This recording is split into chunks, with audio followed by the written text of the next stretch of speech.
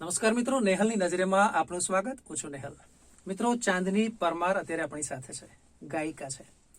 આદિવાસી વિસ્તારમાં ખાસ કરીને જે પ્રમાણે ટીમલી છે, ગફુલી છે, અહીંના જે લોક ભજનો છે તે માટે તેઓ ખૂબ જ સારા સિંગર તરીકે ખ્યાતિ ધરાવે છે. ચાલો તેમને મળીએ. ચાંદનીજી, આપનું સ્વાગત છે. નમસ્કાર. ચાંદનીજી, સૌથી પહેલા તો દર્શક મિત્રોને માહિતી આપવી છે કે ક્યારે તમને એવો ખ્યાલ આવ્યો કે તમે સારું ગાઈ શકો છો? પહેલો અનુભવ કેવો હતો, ક્યારનો હતો? આમ તો જો કે નાનપણથી જ મને ગાવાનો તો ખૂબ જ શોખ હતો. એટલે એવું જ ગાતી હતી તો ખરી, સ્કૂલમાં પાર્ટિસિપેટ કરું બધું જ. પણ પછી ધીરે ધીરે ફર્સ્ટ મેં મૂવીમાં એક ગઈ હતી, પીપી બારિયાનું જ મૂવી હતું, જ્યારે બોલાવું ત્યારે દોડીને આવજે. ત્યારે મારા એક ફેમિલી ફ્રેન્ડ જેવા અમારા રેખાબેન કરીને છે, રેખાબેન રાજપૂત, એ મેકઅપ આર્ટિસ્ટ છે. અને એમના થ્રુ હું પીપી બારિયાને મળી હતી. અને એમને મળીને મેં કહ્યું કે મારે સોંગ બનાવવું છે અને મને તમે સપોર્ટ કરજો એમ. તો પીપી વારે એમ કહ્યું કે સારું. એટલે ત્યારે હું ફર્સ્ટ ટાઈમ મારું સોંગ બન્યું અને એવી રીતે જ હું સોંગ મેં સ્ટાર્ટ કર્યું ગાવાનું. એ વાત ક્યારની છે? એ વાત લગભગ આજથી 4 વર્ષ પહેલાની, 2017ની. ત્યારથી હું સિંગિંગ કરું. પહેલું ગીત હતું એ સમયે 2017 નું. તમારું ગીત કયું હતું? જરા કડી થઈ જાય. મારું ફર્સ્ટ સોંગ હતું બોલ બકુડા. એટલે એના શબ્દ જરા આવા છે. કેમ બકુડા બેઠો છે રીસાઈને, ખોટું તને લાગ્યું સોનું હો રાજ. નથી મારે સાંભળવી તારી કોઈ વાત, નથી મારે સાંભળવી તારી કોઈ વાત. કેમ બકુડા બેઠો છે રીસાઈને, ખોટું તને લાગ્યું સોનું હો રાજ. અમારું ફર્સ્ટ સોંગ હતું અને લોકોએ બહુ જ એને દિલથી એક્સેપ્ટ કર્યું હતું, ખૂબ જ વધાવ્યું હતું. બહુ જ સરસ મને આ સોંગ લાગ્યું હતું, લોકોને પણ બહુ જ ગમ્યું હતું. એ પછીના તમારા આલ્બમ કે એ પછીના તમારા સોંગ જે આવતા ગયા? એના પછી ઘણા બધા મારા સોંગ્સ છે. એમાંનું એક હું તમને સંભળાઈશ જે મને ખુદને બહુ ગમતું છે. કોણ પૂછે ખરાને, કોણ પૂછે બુરાને, કોણ પૂછે ખરાને, કોણ પૂછે બુરાને. આ તો સંજોગ ઝુકાવે, બાકી કોણ પૂછે ખુદાને. સૌને છે સૌના મતલબથી મતલબ, સૌને છે સૌના મતલબથી મતલબ. કોણ પૂછે ખરાને, કોણ પૂછે બુરાને, કોણ પૂછે ખરાને, કોણ પૂછે બુરાને. આ તો સંજોગ ઝુકાવે, બાકી કોણ પૂછે ખુદાને. આ મારું એક ખુદનું મારું એક સોંગ છે જે મને ખૂબ જ ગમતું હતું અને મને બહુ જ એનો પણ લોકોને ખૂબ જ પ્રેમ મળ્યો. અને આ મારું સેકન્ડ સોંગ હતું. ઘરનો માહોલ કેવો છે? ઘરમાં નાનપણથી તમને એ રીતે સપોર્ટ હતો? હા, મારા પેરેન્ટ્સ નો મને બહુ જ સપોર્ટ હતો. એ લોકોના લીધે અત્યારે કદાચ હું કંઈક છું તો મારા પેરેન્ટ્સ ના લીધે જ છું. અને એમનો મને ખૂબ જ સપોર્ટ છે ને અત્યાર સુધી મને બહુ જ સપોર્ટ કરે છે મારા મમ્મી પપ્પા. એટલે એમને હું દિલથી થેન્ક યુ કહેવા માંગુ છું કે તમે મને આટલો બધો સપોર્ટ કર્યો. Thank you. ગાયક તરીકે તમને ગાવું ગમે, પણ જયારે ઘરે હો, ફ્રી હો, ટાઈમ નથી જતો, ત્યારે શું ગમે? કુકિંગ. કુકિંગ ગમે. કુકિંગમાં શું ગમે? કુકિંગમાં મને ઘણી બધી વસ્તુઓ બનાવવાની ગમે. મતલબ કંઈક નવું નવું ટ્રાય કરતું રહેવાનું ગમે. કંઈ પણ હોય, કંઈક નવું ટ્રાય કરવાનું, બસ એ મને ઘણું જ ગમે. કુકિંગનો પણ એ શોખ છે? કુકિંગનો શોખ ખરો.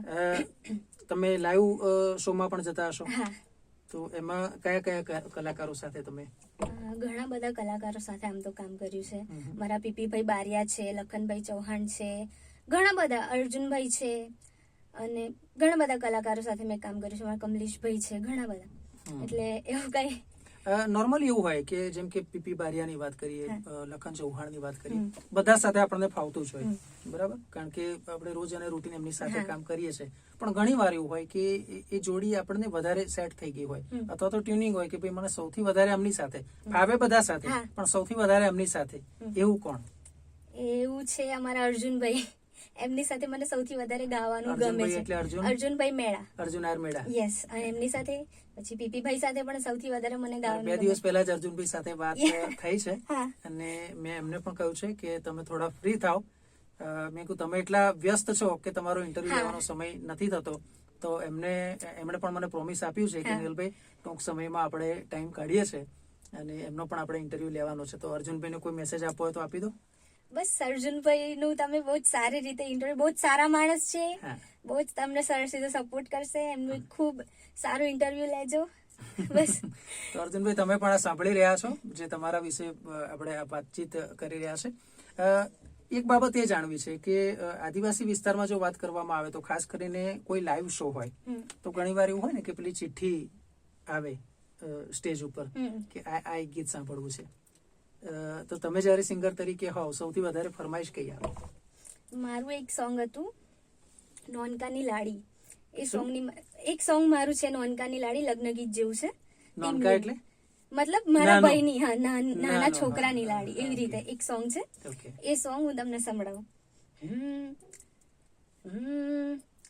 આગળ પાછળ બુલેટ ચાલે વચમાં જીપ્સી ગાડી હો, આગળ પાછળ બુલેટ ચાલે વચમાં જીપ્સી ગાડી હો, લેવા જઈએ મારા નોન કાની લાડી, લેવા જઈએ મારા નોન કાની લાડી. અમારા સોંગની 2 લાઇન્સ છે. આ સોંગની મને બહુ ફરમાઈશ આવે જ્યારે જે તે વખતે મેં બનાવ્યું હતું, આજથી લગભગ 2 વર્ષ પહેલા, ત્યારે આ સોંગ મારું બહુ જ સારું ચાલ્યું હતું અને મને એ સોંગની બહુ વધારે ફરમાઈશ આવી હતી. અને એ song, આપણા ગુજરાતમાં જો વાત કરવામાં આવે સૌથી વધારે તમે પરફોર્મન્સ ક્યાં આપો છો, કયા વિસ્તારમાં? આમ તો બધી જ જગ્યાએ આપું છું. અહીં પણ લુણાવાડામાં છે, અહીં પ્રોપર લુણાવાડાની આજુબાજુના બધા જ વિસ્તારોમાં આપું છું. પછી અમારા પંચમહાલમાં બધે આપું છું, ઘણી બધી જગ્યાએ. ઓકે. પછી દાહોદમાં આપું છું, દાહોદમાં. પછી એમપી પણ ગઈ છું, અચ્છા. હા. રાજસ્થાનમાં પણ ચાલે છે પ્રોગ્રામ મારા. અને અચ્છા, અહીંના જે દર્શક મિત્રો હોય, આપણા જે વ્યુઅર હોય, આપણું જે ઓડિયન્સ હોય તમારી સામે હોય, હા. અને એવી રીતે તમે લાઈવ શોમાં કે સ્ટેજ શોમાં જતા હો રાજસ્થાન, ત્યાંના પણ આદિવાસી લોકો ખૂબ પ્રેમ આપે છે, અને મધ્યપ્રદેશ, તો તમને ફરક શું જોવા મળે? ખાસ કરીને બધા તમને ચાહે તો છે જ, બરાબર, પણ ઘણીવાર એવું થાય કે આ લોકો આ રીતે એમનું બિહેવિયરમાં તમને કેવા ચેન્જ જોવા મળે? કારણ કે દરેક જગ્યાએ કલ્ચર થોડું જુદું હોય. એ લોકો બહુ જ સપોર્ટિવ હોય છે કે કલાકાર કોઈ જાય એમના ત્યાં કે કોઈ પણ, એ લોકો એટલો બધો સપોર્ટ, એટલો બધો પ્રેમ આપે છે.